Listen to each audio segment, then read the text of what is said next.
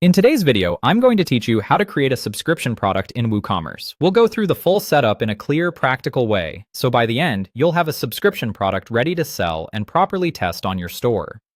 To get started, make sure WooCommerce is already installed on your WordPress website. If it isn't, install and activate WooCommerce first, since it provides the store features you need before subscriptions can be added.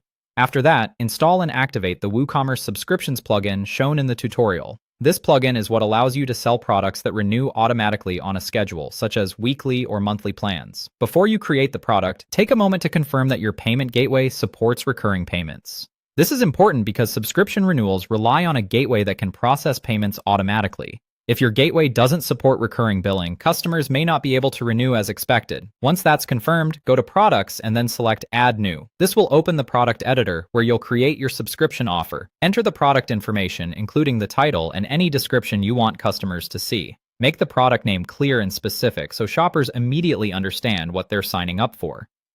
Next, choose the correct subscription product type. This setting tells WooCommerce that the item should behave as a recurring product instead of a standard one-time purchase. After that, enter the recurring price. This is the amount your customer will be charged on each billing cycle. Now select the billing frequency. For example, you might set the subscription to renew every week or every month, depending on the service or product you're offering.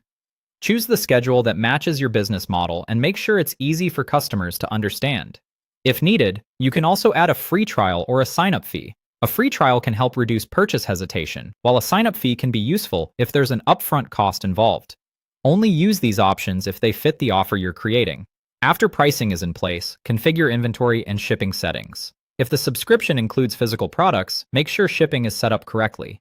If it's a digital or service-based subscription, review the inventory options so the setup still matches what you're selling.